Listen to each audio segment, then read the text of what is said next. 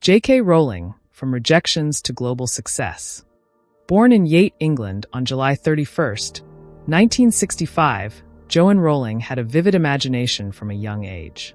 She loved telling stories, often inventing tales for her younger sister, Dee. However, Rowling's early life was not without its challenges. Her relationship with her father was strained, and her mother, who she was very close to, suffered from multiple sclerosis for most of her childhood. Despite these difficulties, Rowling excelled in school, particularly in English, and went on to study French and the classics at the University of Exeter. Although she enjoyed her studies, she harbored a dream of becoming a writer, a dream that would face many trials in the years ahead.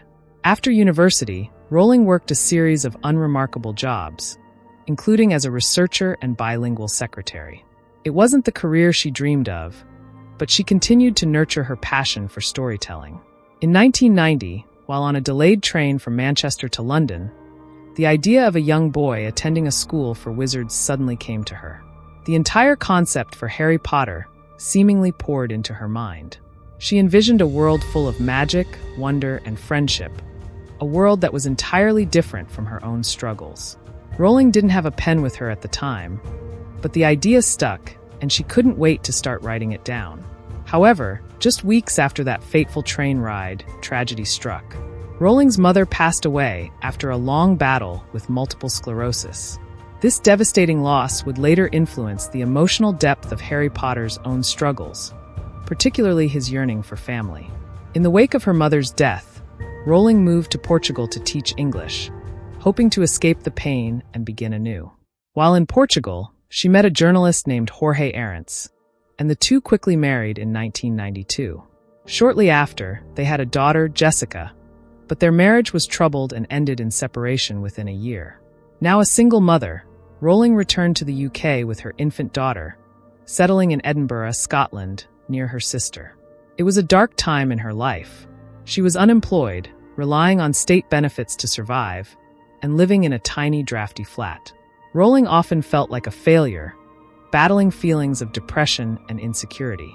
However, despite these immense personal challenges, she didn't give up on her dream of writing.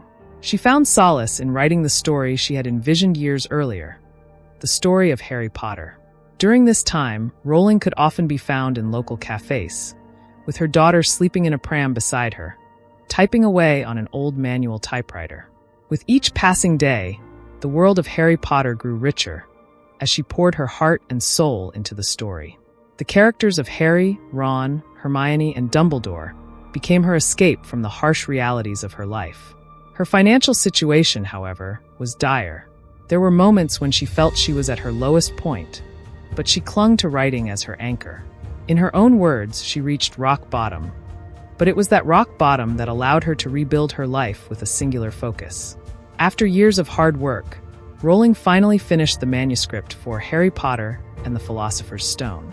It was a massive personal achievement, but her journey was far from over.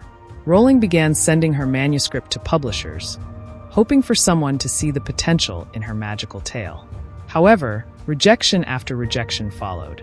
In total, 12 publishers turned her down, doubting that a story about a young wizard would ever captivate readers.